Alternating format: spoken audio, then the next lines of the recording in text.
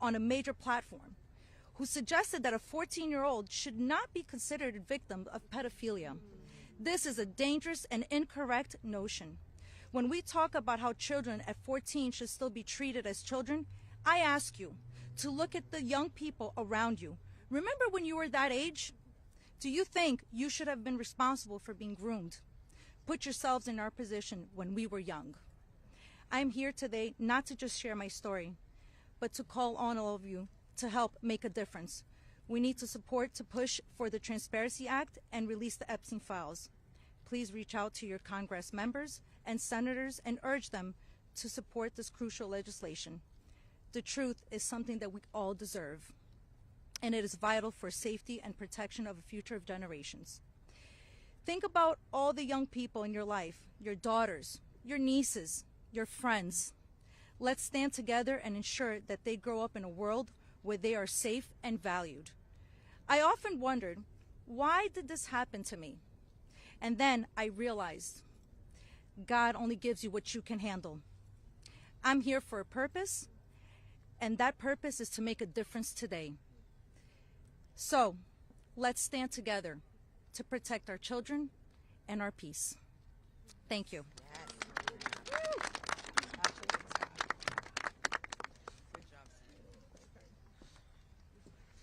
Good morning. I want to say a few things before I begin. My speech may not be great. It was thrown together last minute as I only came here, decided Friday, when one of us, who has spoken several times, decided she couldn't come because of the threats. She was too scared. So I want to say, when you threaten one of us, you're threatening all of us. Yep. We are together now, and that's never going to change. This is me at 16 when I met Jeffrey Epstein. Now I'll start. It is an honor to stand here before the American people. However, I shouldn't have to stand here at all. I'm here because as a child, I was pulled into Jeffrey Epstein's world, a world built on exploitation and manipulation of innocence and the protection of powerful men and women who believed that they were untouchable. Today, we'd rather be preparing for the holidays. We'd rather be at home with our families, baking with our children and decorating the Christmas tree as we try to move past this horrific moment that has impacted our entire adult lives. However, that's not possible because it's become something it should have never been, political and sensationalized. The truth is simple. We were victimized as children and failed repeatedly by the very system that was supposed to protect us. That's why we stand here today, to demand justice and accountability, not just for Epstein and his crimes, but for every predator and every enabler who participates in or protects abusers. The Epstein case was gravely mishandled consistently and deliberately over many years. Epstein could have been stopped decades ago, but instead he was able to continue his abuse, even during his sweetheart deal, yes, with his ankle monitor on and beyond. A deal that protected him and silenced us.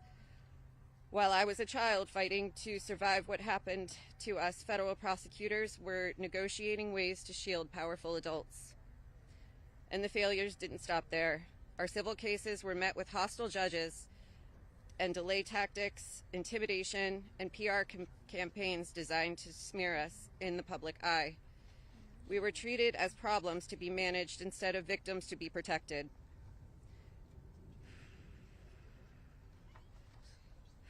Today, something has changed. Individually, our voices were whispers. Together, they've become impossible to ignore. We are encouraged to see elected officials from both parties, thank you, come together and finally take action to release the files. I'll leave it there. Thank you. Good job. Yes. Good morning. My name is Wendy, and I'm standing here today with a truth that still scares me to say out loud. I'm going to put this down because I can't hold both, as you guys saw, but that was me when I was 14 when I met Jeffrey Epstein. None of us here signed up for this political warfare. We never asked to be dragged into battles between people who never protected us in the first place. We are exhausted from surviving the trauma and then surviving the politics that swirl around it. When survivors travel to speak, to advocate, to stand for the truth, we do it with our own money, from our own pockets, carrying our own fear, shaking in our own bodies. There is no team, there is no paycheck. It's just us hoping our voices make a difference. And it puts a pit right in your stomach because you know you're standing on the right side of history. Yes. But standing on the right side of history is not a comfortable place to be. Yep. It never has been. And in a sick, heartbreaking way, it's an honor to show up, an honor to speak here, and an honor to stand in light when the world tried to keep us in the dark. And what keeps me standing is, even with all this fear, I have a 14-year-old daughter myself, the same age I was. And when I look at her, I see the little girl I used to be, the one that no one protected. My greatest fear in this entire world is history repeating itself. And I will do anything, absolutely anything, to make sure that she has to never be one of these girls standing in front of a crowd like this today in her life. So today, from the safest and bravest places inside myself, I am asking Congress, please pass the bill. Please release the records. Stop making survivors fight alone for the truth that should have protected us in the first place. To the representatives that support us, thank you. Thank you for standing beside survivors so we don't have to face this fear alone. Thank you for choosing what is right over what is easy. And every survivor who is scared right now, your fear is real. Your courage is real, and even though we're terrified, we keep showing up. Because someone has to tell the truth. Someone has to protect these children. We deserve safety then, we deserve it now. And we are done being afraid so others can stay comfortable. So with that, I want to say thank you guys for having us. And I just hope that people can remember that as survivors, our story never leaves us, but the choice that you make to pass this bill, your career is in front of you, and that choice will follow you. Everybody will know. So thank you. Beautiful. Good job. Well said, Cindy. You're incredible. Hello, everybody. My name is Danny Bensky. This was me at 17 years old.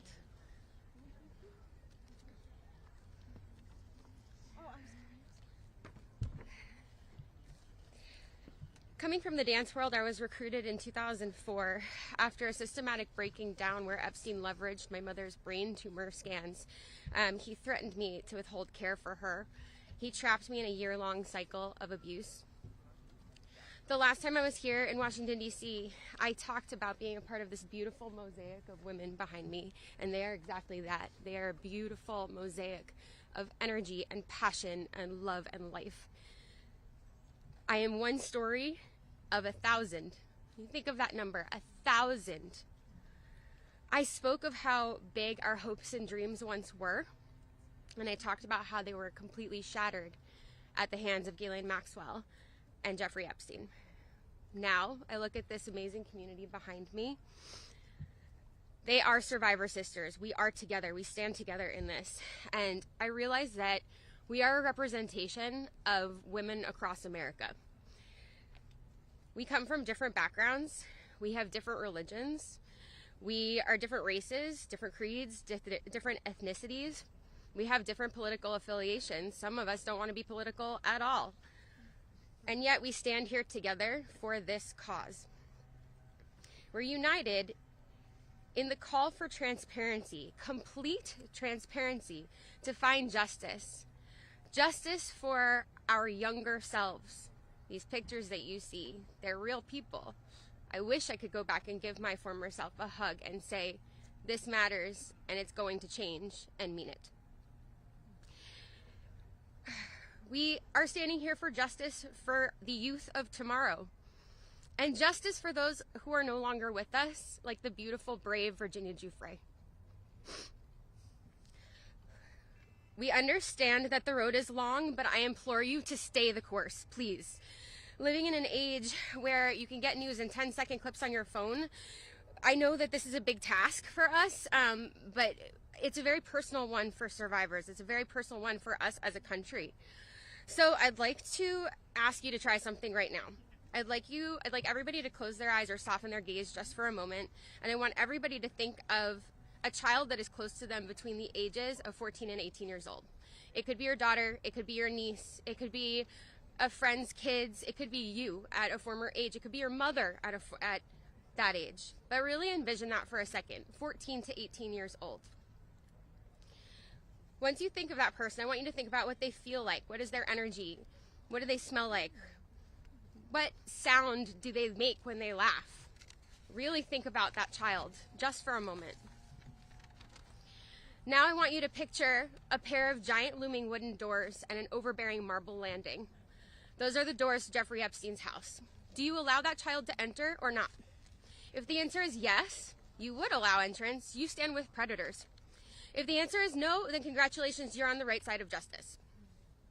Now you have homework. I am calling for the American people. You have homework. Call your congressional leaders. Call your senators. Please support this bill. Let's get it all released. Thank you very much.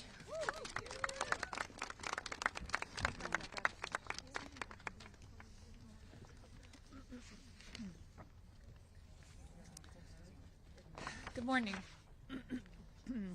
My name is Annie Farmer, and this is a photo of me and my sister Maria Farmer around the time I was 16 and she was 25.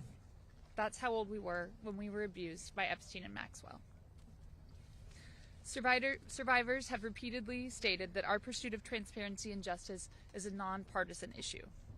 But given the political noise surrounding this case, I just want to remind people of some of the facts.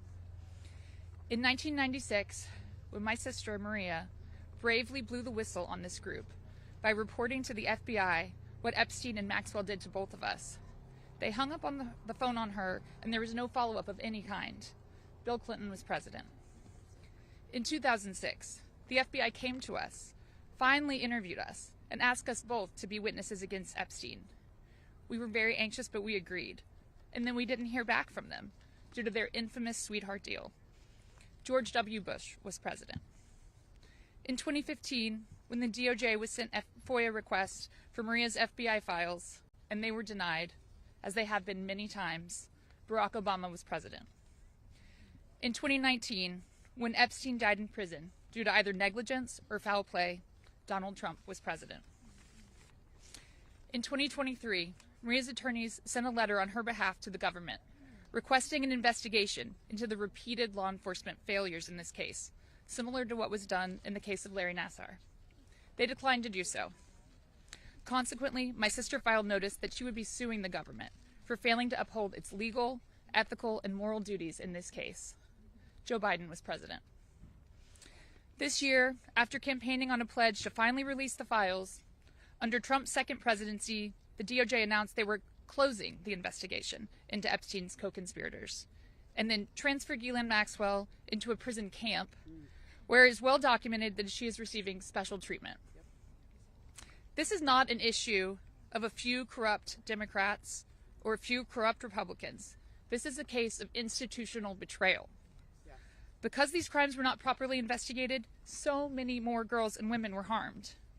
My sister, because of her bravery, was repeatedly threatened and lived in fear, with dire consequences for her health and her career. 30 years later, even as oceans of allegations and obvious truths have emerged, the government has still not chosen transparency. This is why we have all come together as one united voice to demand the release of all the Epstein files and to finally bring the truth out of the shadows. Yes. Yes.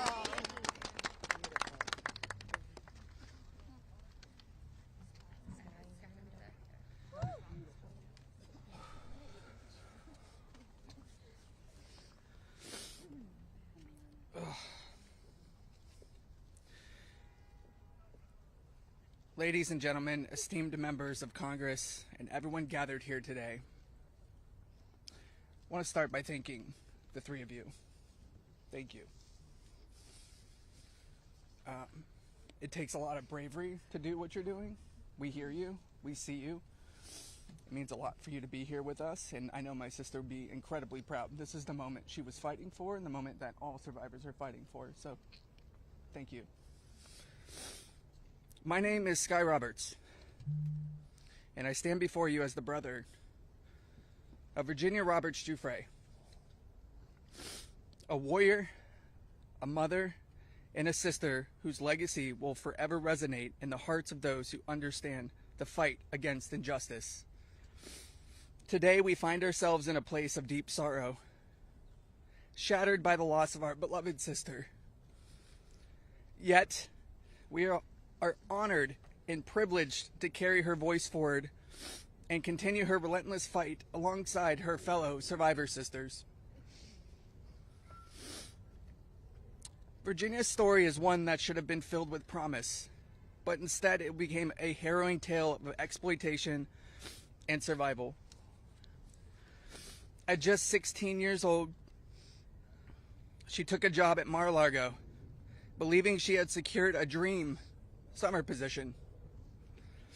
But that dream quickly morphed into a nightmare when Ghislaine Maxwell preyed upon her innocence. This isn't just the story of one girl.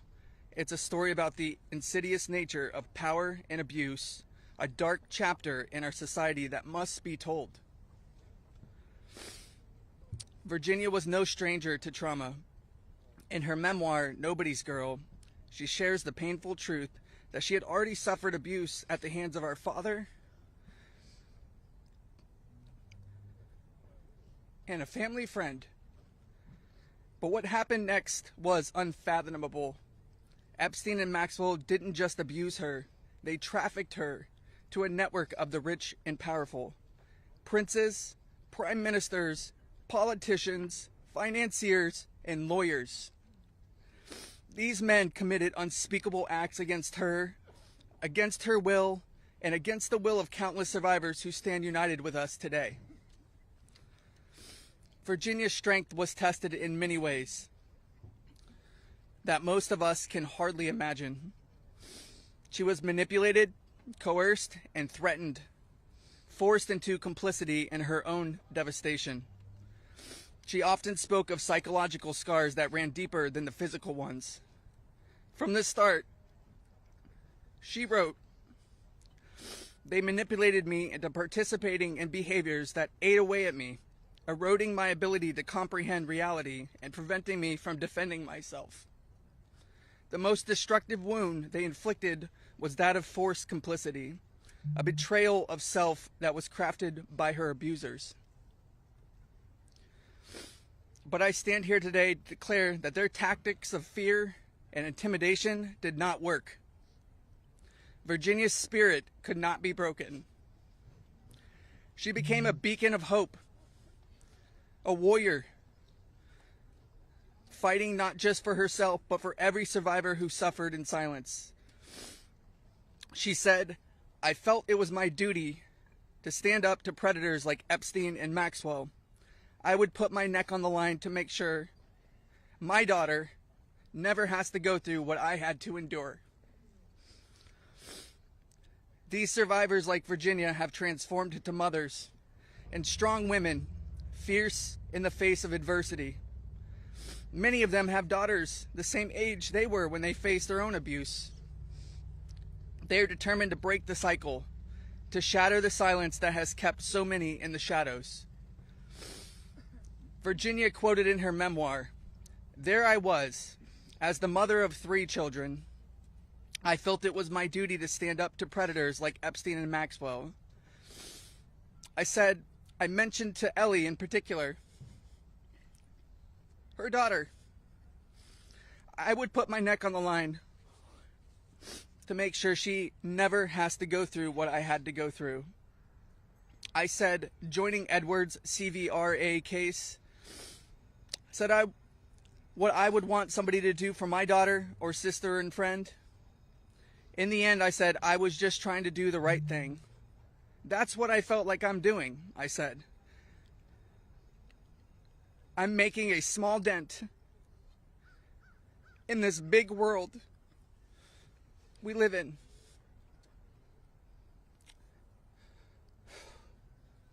Well, sissy,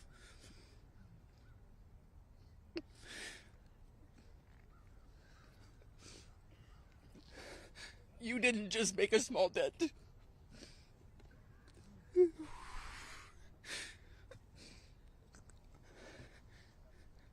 You made a monumental impact, a resounding statement that echoed across the world. You built an unbreakable wall, a barrier that will protect future generations from the horrors of abuse. As we gather here today, I urge each of you, members of Congress, advocates, and all those who hear this message, to join us in this fight. We demand justice, accountability, and support for survivors. And we keep getting asked this. What does justice mean, you ask? It starts with acknowledgement. That's the first step. Acknowledge in the face of survivors that this happened and that this is true. Your vote carries that weight. My sister is not a political tool for you to use. These survivors are not political tools for you to use. These are real stories, real trauma, and it's time for you to stop just talking about it and act.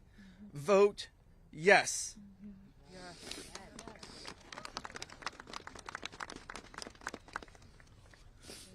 Virginia's legacy is not just hers. It belongs to all of us who stand against injustice. Together, we will ensure that the voices of survivors are heard, that the truth prevails, and that the horrors of the past are never repeated. Thank you. Thank you for listening, and thank you for standing with us. Together, we will not let Virginia's fight be in vain. Together, we will not let the predators win. Together, we will be the change this world desperately needs. Thank you.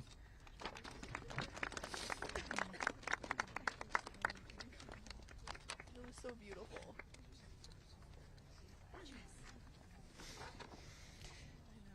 This is me when I met Jeffrey Epstein in 1991. I always share the date when I talk about my story because people rarely acknowledge how long this has actually been going on. And for too long, truth has been buried, survivors have been silenced, and powerful people have been protected. And today we stand in a moment that will decide whether our government still belongs to the American people or to those who prey on them. Because when mountains of evidence and decades of victim reports across 5 administrations still lead to sweetheart deals or no prosecution at all, this isn't just one case gone wrong. It's an institutional failure on a historic scale, and every member of Congress in this administration must answer for that failure. Millions of sexual abuse survivors know the pain of speaking up and watching the institutions that are meant to protect them look away.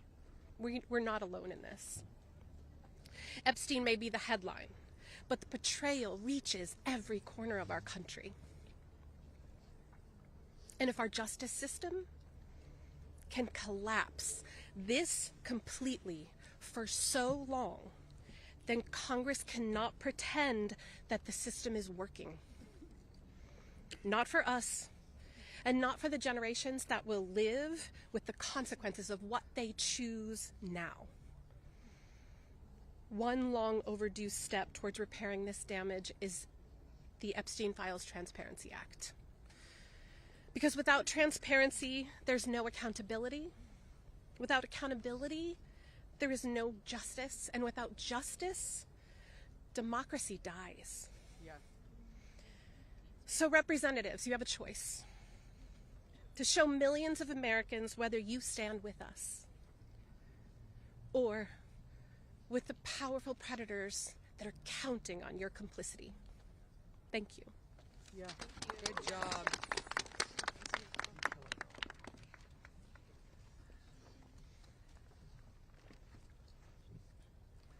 Good morning. This is me. This was me. My name is Charlene Rochard, and I stand before you today not as a victim of rumor or conspiracy, but as a survivor of Jeffrey Epstein's abuse. Far too long, survivors like me have been dismissed, silenced, or told that our pain was exaggerated or fabricated. Let me be clear. This is not a hoax. Yes, it's not. What we endured was real, and it has scarred lives across 5 presidential administrations. The truth has been buried in sealed files and hidden records for far too long. The Epstein Files Transparency Act is not just about survivors.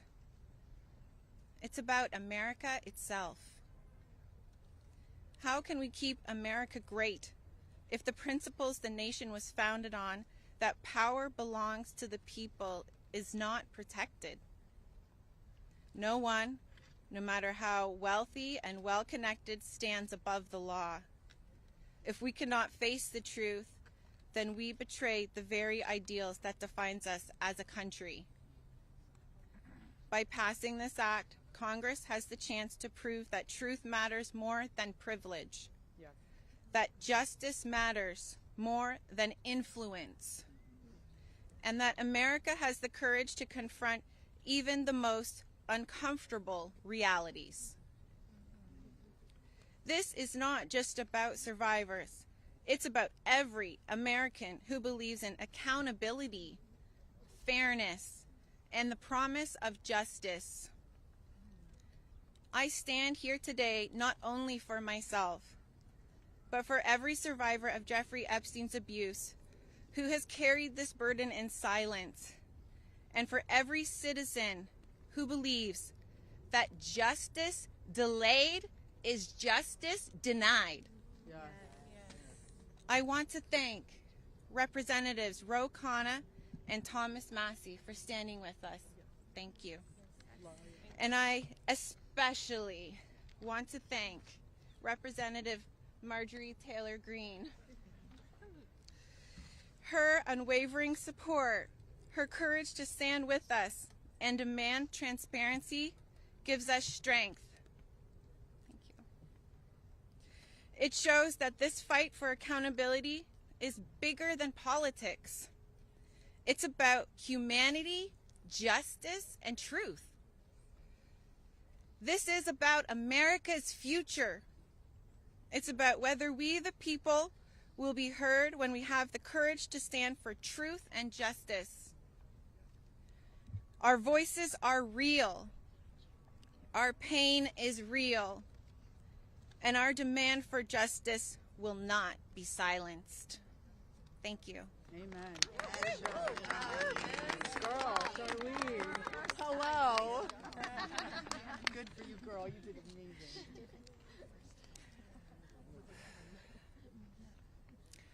My name is Laura Bloom McGee. This is my first time speaking publicly about my abuse. As a young woman in New York City, I was pursuing a modeling career and building a life of giving back through my philanthropic work. Instead, I was intentionally groomed and became part of an international model sex trafficking ring that was led by Jeffrey Epstein. I was sexually and mentally abused by Jeffrey Epstein. He used my dreams and vulnerabilities to silence me. Today, I am here to break that silence. Sex trafficking and sexual abuse are crimes against human beings, not political talking points.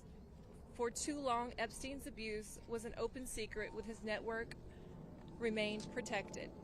Evil thrives in darkness. We must shine a light on every corner where it hides. Nothing should be off limits in the search for truth. Please vote that everything in the files be released. Let investigations proceed without obstruction. Demand oversight and deliver justice. The government must never side with predators. I come as one survivor, but I stand here for everyone who prayed for me, who believed in me, and who hoped for me. To my fellow survivors, your courage brought me here. We are more than victims. We are mothers, daughters, sisters, friends. This is not a hoax, and we will not be erased. Shame on any elected official who obstructs truth and justice for the American people. Thank you. Amen. Yeah, girl. My name is Liz Stein. In 1994, I was a senior in college, just 21 years old. I had aspirations of attending law school after graduation, and it looked like I had a bright future ahead of me. 1994 was also the year I met Ghislaine Maxwell and Jeffrey Epstein. My involvement with them changed the trajectory of my entire life. The Epstein files are not about loyalty to any one political party. They're evidence of a crime. We stand here today, victims of the crime of sex trafficking. I'm here today speaking both for my 21-year-old self and for the countless number of people who have experienced sexual violence. When I am asked what I would tell my younger self if I could say something, I say that I would tell myself to tell someone. And if they don't listen, to tell someone else.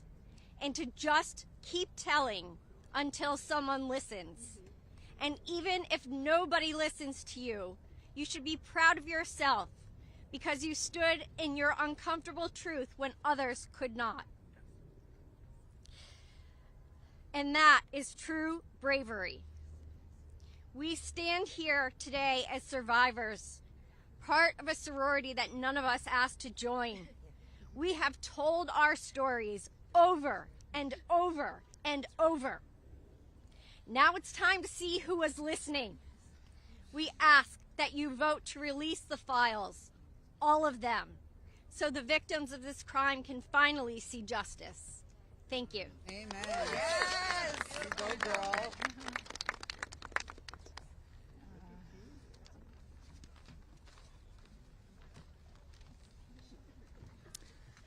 Well, hello, everyone, and I want to first say thank you for your ongoing leadership.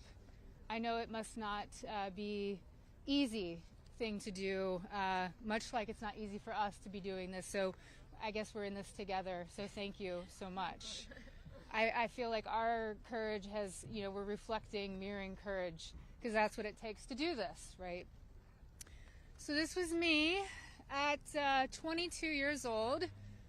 I was not a child, technically, very young adult.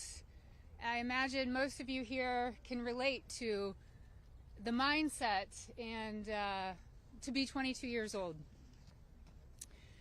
So today is a good day, and I thank God for that. It's widely and undeniably clear that our current political climate is quite rigid and seemingly at war with one another. This sets a stage for voices, survivor voices, to get spoken over and drowned out by the political darts whizzing by. Not today, though. Today, our truth and our power have steadily risen up. We are at the peak. Our voices prevail today. Our voices initiated the coming together of both political parties. That's pretty big, I think. Republicans and Democrats, we all stand together today. We all stand together for justice, and we must continue to do so to protect the integrity of our country and our democracy. Truth and justice must prevail. The children today are those that will lead this nation one day. Think about that. What does that mean to each of you? If anyone doubts that this does not directly contribute to the fate of our country and democracy, I challenge you and I urge you to think again. Our voices are a fundamental pillar of future generations. Today, that's what we stand here for. Accountability, action, and justice. Let's get this vote done today. Let's send it through the Senate and straight to President Trump's desk for signing. I'd like to be there that day that he signs. I'm sure all of us would like to be there. Today is a good day, and let's keep moving forward. Thank you so much. I just want to give you a hug. Okay. Hey guys, we're actually pressed for time, so we are not going to be taking questions going further. I bring back Khanna. He's going to do our closing conversation and comments. Well, thank you, Haley.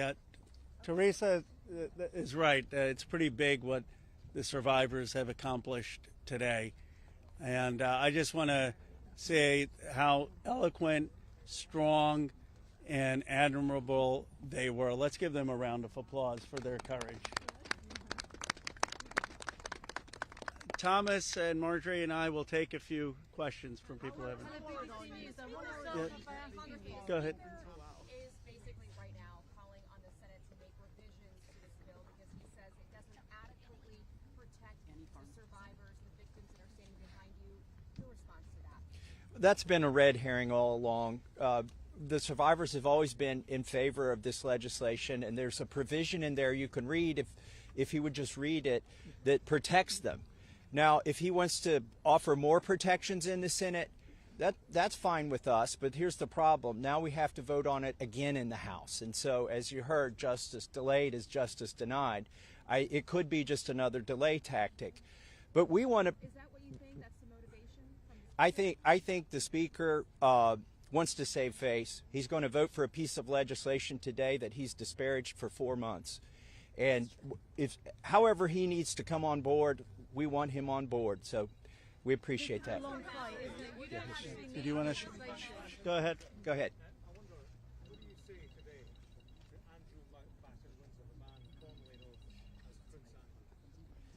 Well, you know, there's becoming a reckoning in Britain that needs to happen in the United States. A prince lost his title. The ambassador to the United States lost his job. We need to see those same kind of consequences here. As my colleague Rose said, there shouldn't be buildings named after these perpetrators of these heinous crimes. There shouldn't be scholarships named after them. And there needs to be accounting. We've seen tens of thousands of pages released by the Oversight Committee. What we've not seen is a single name.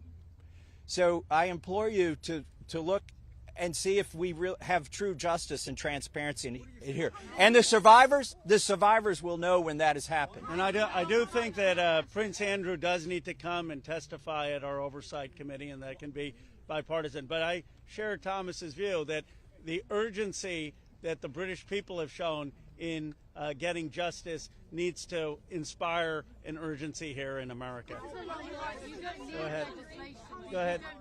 Go ahead. You don't need legislation to get the files released. President Trump could just release them today. Well, Is that frustrating for you? Why isn't he doing that? And also, did you ask him to be here today? It's a really powerful moment, this. Look, I'll let my colleague speak. I hope the president meets the survivors. And I hope when he signs the bill, the survivors are there. I don't care if I'm there, Thomas Massie is there, Representative Greene's there, but the survivors should be there. But I hope he meets them, because I think if anyone who meets them and sees their emotion will be moved. And my goal is to get justice here. So I hope he will meet them and really hear what's happened and actually take action. But the broader point is, yes, the president could order the Justice Department to release the files, but what in a constitutional democracy, what we're supposed to have is Congress says that the files should be released, and then it's not on the whim of any president. Then the Justice Department is compelled to release those files because that's the law of the land. Let's just take a, yeah. Take.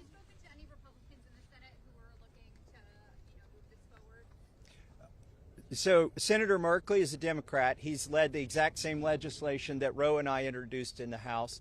One Republican co-sponsored his bill yesterday, and I have spoken to at least one more who says they will co-sponsor. The important thing about the Senate is that they need not to muck this bill up. There's a lot of attention on here. We've needlessly spent 4 months dragging this out. A representative, a duly elected representative, was denied her seat in Congress for 49 days, and it's time to pull the Band-Aid off. The Senate, it may be tempting for them to get cute and to do things that will limit the release of these documents. They are afraid that people will be embarrassed. Well, that's the whole point here. They need to be brought to justice, and embarrassment is no reason to stop it. So the Senate, John Thune, it's up to him. He needs to bring this to the floor of the Senate, and I think the vote today will show that in the House. And the president, look, the president has said he would sign the bill. You're going to get almost a unanimous vote here. So you have the president and a unanimous Congress believing that this protects the survivors and is calling for the release. There's no reason for the Senate now to, as Representative Massie puts it, muck around with it. They need to put it up, have a vote, have the president sign it.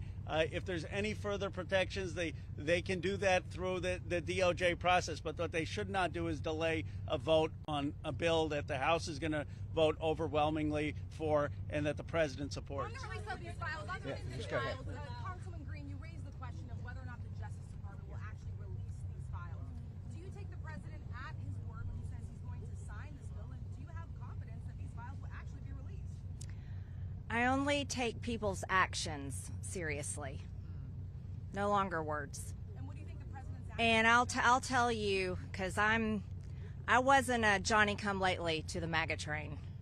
I was day one 2015, and there's a big difference in those Americans and those that decided to support President Trump later on. And I'll tell you right now, this has been one of the most destructive things to MAGA, is watching the man that we supported early on, 3 elections, for people that stood hours, slept in their cars to go to rallies, have fought for truth and transparency, and to hold what we consider a corrupt government accountable.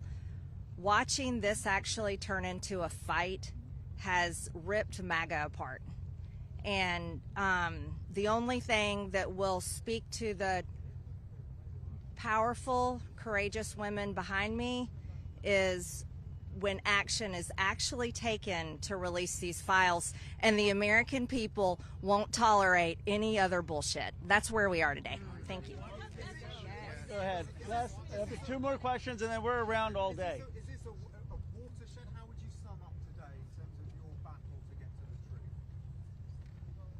I would say that these survivors have been fighting for decades, and they finally are being heard by the American people, and we're finally going to have a reckoning for this Epstein class that has gotten away with horrific things. Look, I grew up in Bucks County, Pennsylvania. People went to church, they played Little League, they went to their neighbors for barbecue. They didn't go to a rape island and abuse young girls or traffic young girls. And people with extreme wealth have thought that the laws don't apply to them, and their culture is totally out of touch with the values that built America. And finally, we're going to have a reckoning over it. How worried are you? Let's take the lady here. Let me ask you this. You said you wanted this to go straight to the Senate. What message does it send to the survivors behind you if the Senate doesn't act quickly to move this bill forward?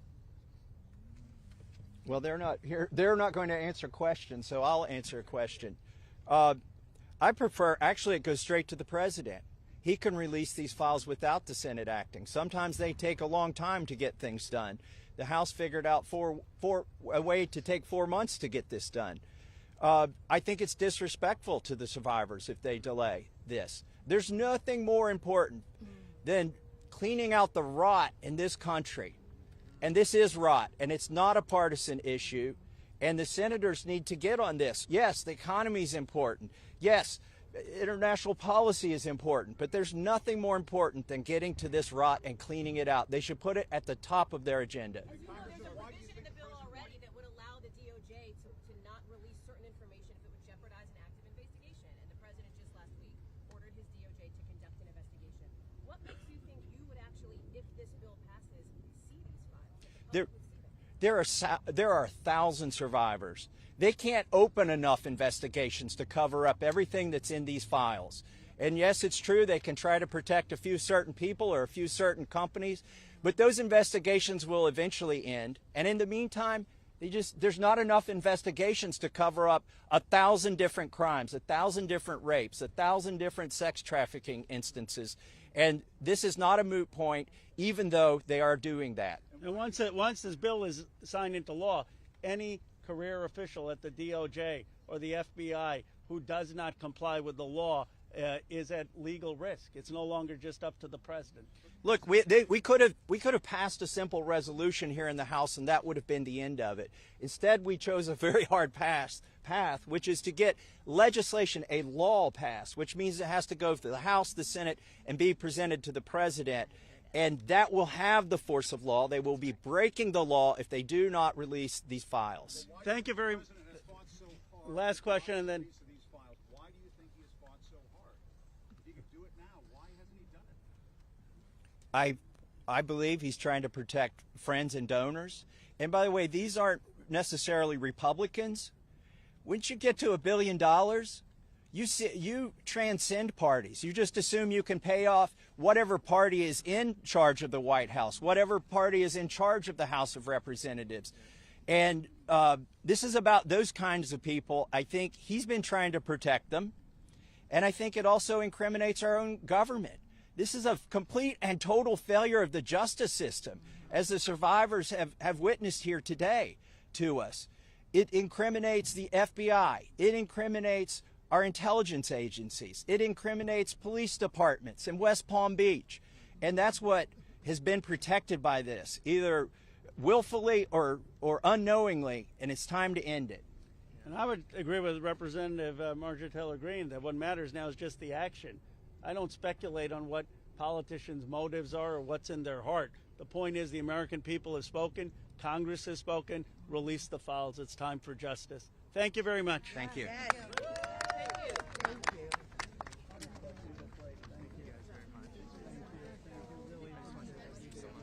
Very brave. Incredible. I appreciated your work very well. Great. Thank you.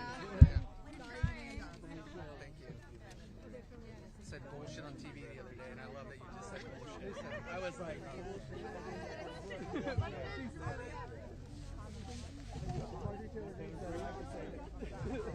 Mr. Greene, how is it to hear the victims today? Mr. Greene, how is it to hear the victims today?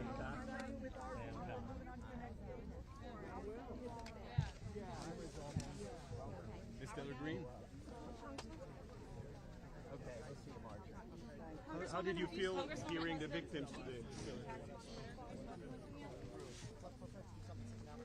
You were terrific. Incredible. I'm always inspired hearing you, and that's your love for your sisters. Yes. Yes.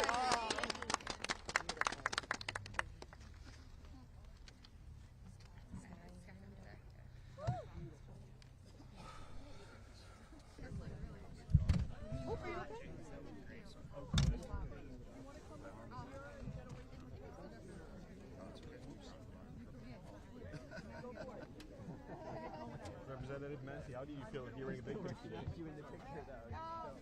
Yeah, my face. Mr. Massie, did you speak with him? Just keep it this way. Not in the last one. What would you message to him? Thank you for supporting the legislation. You have trust that the Senate was moved to this position? No. Best bet is go to Getty or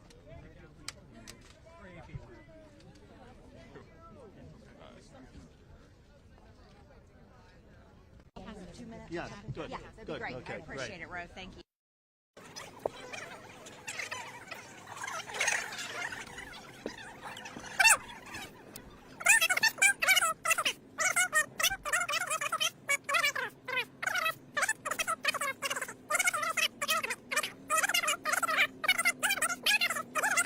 As girls with no